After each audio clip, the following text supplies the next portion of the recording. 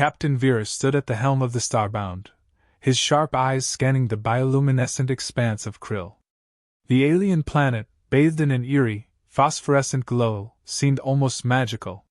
Yet, as the ship descended, a palpable tension gripped the crew. "Prepare for landing," Vera commanded, his Australian accent crisp and authoritative. The hum of the ship's engines provided a steady backdrop to the unfolding scene. Vera's crew, seasoned but apprehensive, moved with precision. Among them, Lieutenant Ava Torres, ever pragmatic and composed, adjusted the ship's coordinates, her fingers dancing over the controls. Beside Vera, Krill, the alien crewmate whose home they were approaching, shifted nervously. His normally vibrant skin had dulled, reflecting his inner turmoil. "They'll be wary, Captain," Krill murmured, his voice tinged with anxiety. "They've never trusted outsiders."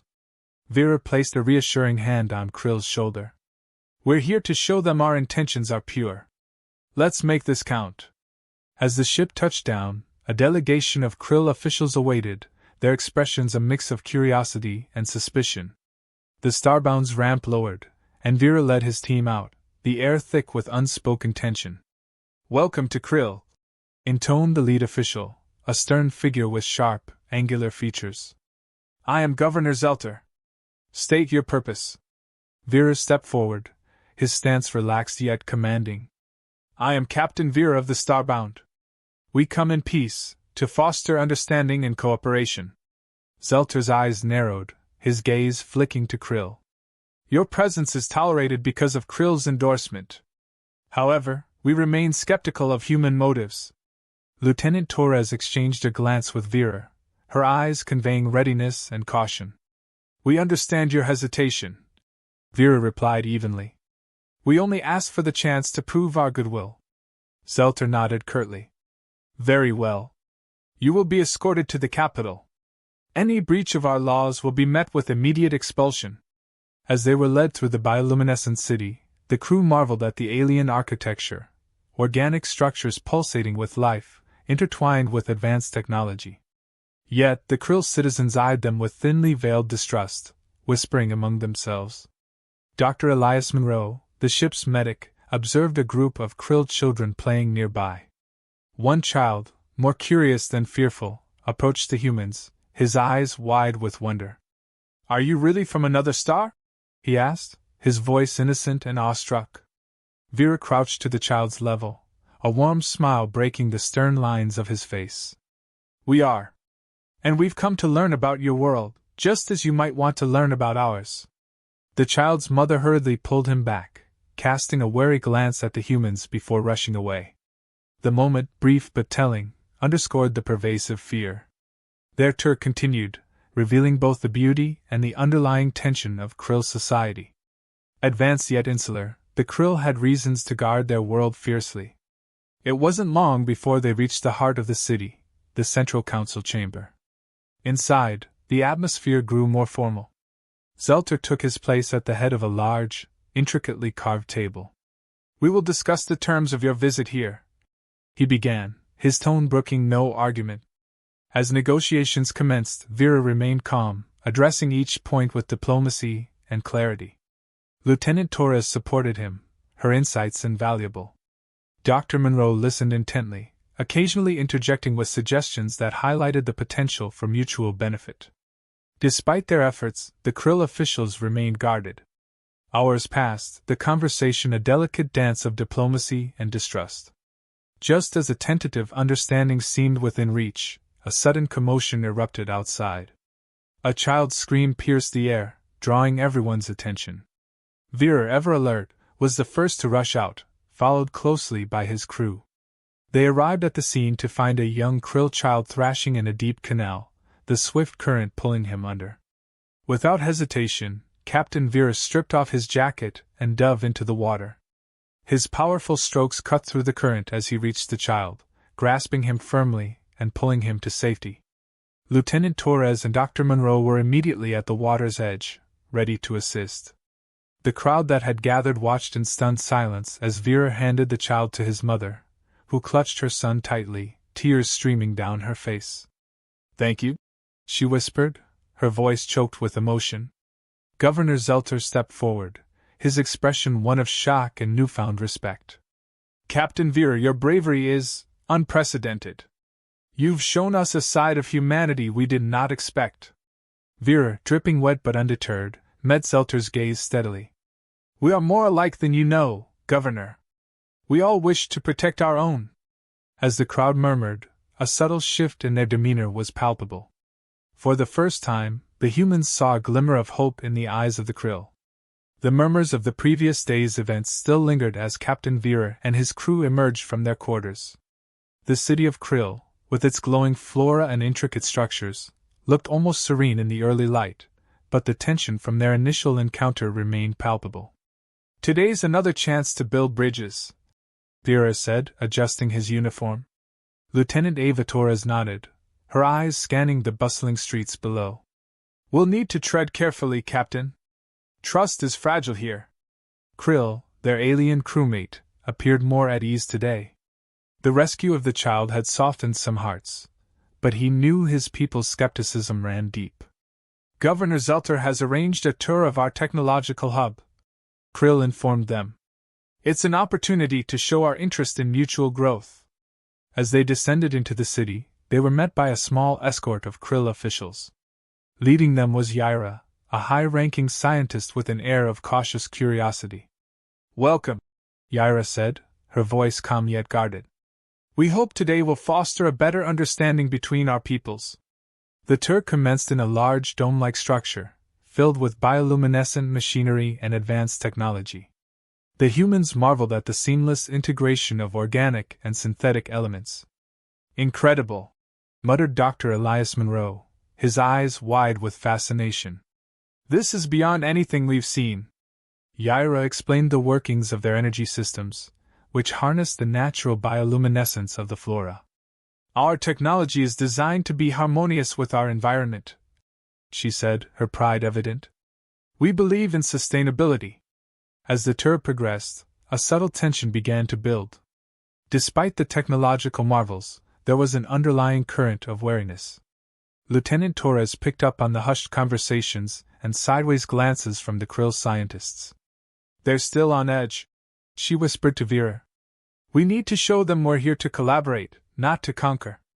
An opportunity presented itself when they reached the medical wing. A Krill scientist demonstrated a device that accelerated healing through bioluminescent therapy.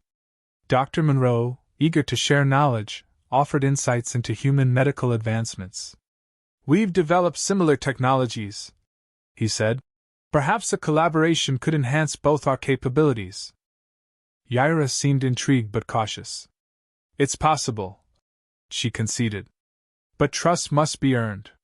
Their dialogue was interrupted by a sudden commotion. A young Krill, covered in vibrant bioluminescent patterns, stumbled into the room, gasping for breath. An explosion at the energy plant, he cried. We need immediate assistance. Without hesitation, Vera and his team sprang into action. They followed the young Krill to the plant, where chaos reigned. Smoke billowed from a damaged reactor, and panicked workers struggled to contain the damage. Lieutenant Torres, coordinate the evacuation, Vera ordered. Dr. Monroe, see to the injured. He turned to Krill. We need to stabilize that reactor. Working swiftly, Torres guided the workers to safety while Monroe set up a makeshift triage. Vera and Krill, with Yaira's guidance, approached the reactor. The coolant system is failing, Yaira explained, her voice strained. If we don't fix it, the plant will explode. Vera's mind raced. We need to reroute the coolant manually. Krill, can you assist? Krill nodded, his determination evident. I can navigate the internal systems. Follow my lead. As they worked, the tension escalated. The reactor's hum grew louder, the heat almost unbearable. Vera's hands moved with precision, guided by Krill's instructions. Together, they rerouted the coolant, their efforts synchronizing in a desperate bid to avert disaster. Minutes felt like hours, but finally, the reactor's hum diminished. The coolant flowed, stabilizing the temperature. A collective sigh of relief swept through the team. You did it, Yaira said, her eyes reflecting a newfound respect. You saved us. Vera wiped the sweat from his brow. We did it together, he corrected. This is what collaboration looks like. As the situation stabilized, the crew reassembled, their efforts not unnoticed. The Krill officials, including Governor Zelter, arrived on the scene. Captain Vera, Zelter began, his tone less formal and more sincere. Your actions today have shown us the true nature of your intentions. You have our gratitude. Vera inclined his head, acknowledging the praise. We're here to build trust and learn from each other. Today was a step in that direction. The day's events had undeniably shifted perceptions. The Krill, once wary, now saw the humans as allies, willing to risk their lives for their newfound friends. As the crew returned to their quarters, the sense of accomplishment was palpable. We made progress today, Lieutenant Torres said, a rare smile gracing her features. But there's still much to do. Vera nodded, looking out at the glowing cityscape. One step at a time, Ava. One step at a time. The morning dawned with a renewed sense of purpose. Captain Vera and his crew had made significant strides in building trust with the Krill, but the true test of their alliance was yet to come. The team gathered in the common area, reviewing the plans for the day. Lieutenant Ava Torres stood by the holographic display, outlining their next steps. We need to solidify the collaboration proposals and ensure the energy plant is secure. Any signs of further instability could derail everything we've worked for. Dr. Elias Monroe, adjusting his medical kit, added, I've also scheduled follow-ups with the injured workers from yesterday. Building trust means showing we care about their well-being. Krill, their alien companion, seemed more at ease but remained vigilant. Governor Zelter has agreed to a formal meeting with the Council to discuss our continued presence. We need to be prepared for anything. As they exited their quarters, the bioluminescent city of Krill hummed with a subtle energy. The events of the previous day had spread quickly, and the crew noticed a shift in the way the Krill citizens looked at them. Curiosity had replaced much of the suspicion. Their first stop was the energy plant, where Yaira awaited them. The aftermath of the previous day's explosion was evident, but repairs were well underway. Good morning, Yaira greeted them, her demeanor warmer. We've made progress, thanks to your assistance. Vera nodded, surveying the scene. We're here to ensure everything's stable. What's the status? Yaira led them through the plant, explaining the ongoing repairs. The coolant system is functioning correctly now, but we need to upgrade our safety protocols to prevent future incidents. Your insights would be invaluable. As they discussed technical details, a sudden alarm blared, jolting everyone to attention. What now? Torres muttered, her hand instinctively moving to her sidearm. Yaira's expression turned grim. The council chamber. We need to go, now. The crew followed Yaira through the bustling streets, the urgency palpable. They arrived at the grandiose council chamber, where chaos had erupted. Council members were shouting, and in the center stood Governor Zelter, attempting to restore order. Captain Vera, Zelter called, relief evident in his voice. We need your help. A radical faction has infiltrated our systems, threatening to destroy the city's energy core if we don't expel you immediately. The tension in the room was electric. Vera stepped forward, his voice steady. We won't let that happen. We need access to your systems to neutralize the threat. Zelter hesitated, then nodded. Very well. Yaira, assist them. Yaira led Vera and Torres to the control center, while Krill and Monroe stayed behind to help maintain order. The control center was a flurry of activity, with technicians frantically working to counter the cyber attack. Torres, skilled in both tactics and technology, quickly assessed the situation. They've planted a virus in the system. If we don't isolate it, the core will overload. Vera turned to Yaira. We need a way to bypass their lockout and access the core directly. Can you do it? Yaira's hands flew over the controls. I can try, but it will take time. Outside, the situation grew more volatile. Monroe tended to the injured while Krill tried to reason with the panicked council members. We must trust them, Krill implored. They've proven their goodwill. Back in the control center, the clock was ticking. Torres worked furiously, her brow furrowed in concentration. Almost there. Just a few more seconds. Suddenly, the screens flashed green. Got it! Torres exclaimed. We've isolated the virus. Yaira, execute the bypass. Yaira didn't hesitate, her fingers deftly completing the sequence. The room held its breath as the system rebooted, and finally, the core stabilized. A collective sigh of relief echoed through the chamber. Vera turned to Yaira, a smile of gratitude on his face. You did it! Yaira smiled back, a hint of admiration in her eyes. We did it together. As they returned to the council chamber, the atmosphere had shifted. The radical faction's threat had been neutralized, and the council members were now looking at the humans with a newfound respect. Governor Zelter approached Vera, his expression sincere. You've saved us once again. It's clear we have much to learn from each other. Vera nodded. This is just the beginning. Together, we can achieve great things. The events of the past days had woven a delicate thread of trust between the humans and the Krill. As dawn broke over the bioluminescent city, Captain Vera stood on the observation deck, the vibrant glow casting an otherworldly light across his thoughtful expression. Lieutenant Ava Torres joined him, her presence a steadying force. The council meeting is in an hour, Captain, she reminded him gently. This could be the turning point. Vera nodded, his gaze still fixed on the city below. We've come a long way, Ava. Let's hope we can seal this alliance. The council chamber was a hive of activity, the atmosphere charged with anticipation.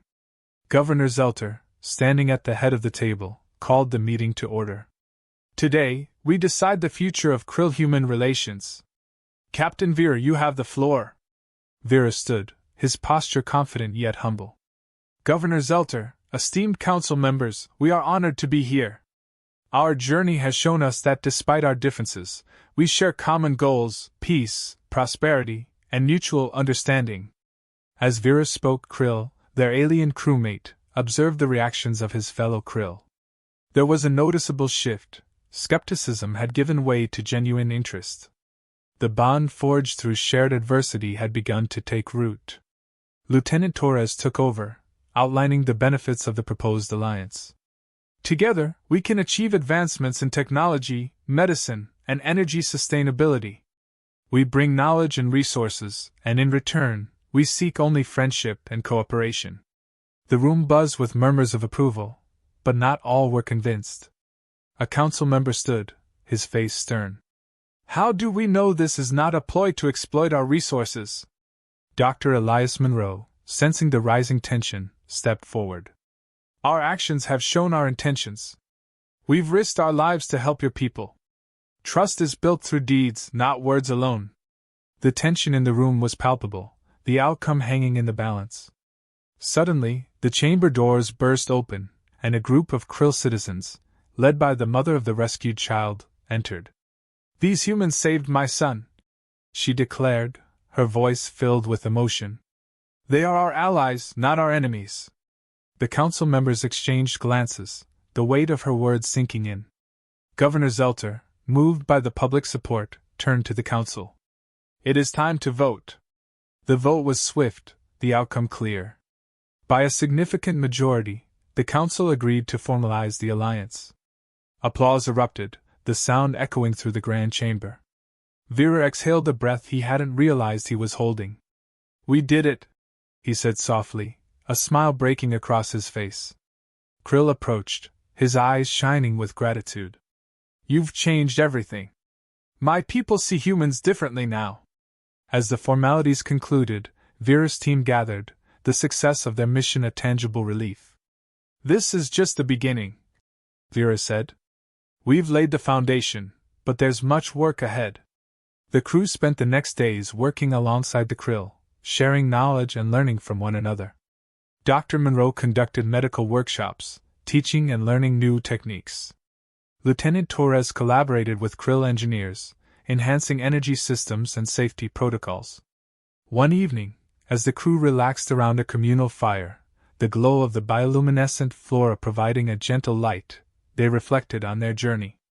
We've done something incredible here, Monroe mused. It's not every day you get to shape the future of two worlds. Torres nodded. It's been challenging, but seeing the change we've sparked makes it all worth it. Vera raised his glass. To new beginnings, he said. May our alliance bring peace and prosperity to both our peoples. The others raised their glasses in unison, the firelight reflecting in their eyes. To new beginnings, they echoed. The next morning, the Starbound prepared for departure. The crew stood on the landing platform, exchanging farewells with their Krill counterparts. Governor Zelter approached Vera, extending his hand. Thank you, Captain. You've earned our respect and our friendship. Vera shook his hand firmly. The feeling is mutual, Governor. We look forward to many years of cooperation. As the ship lifted off, Vera watched the bioluminescent city grow smaller below them. Set course for home, Ava, he said, his voice filled with determination. We've got a lot to report. The journey back to Earth was filled with planning and reflection. The crew knew they had achieved something monumental, a first step towards a brighter future. Vera sat back in his chair, a contented smile playing on his lips. They had faced adversity, built bridges, and fostered an alliance that would change the galaxy. And so, with their mission accomplished, the Starbound and her crew looked ahead, ready for whatever new adventures awaited them in the vast expanse of space.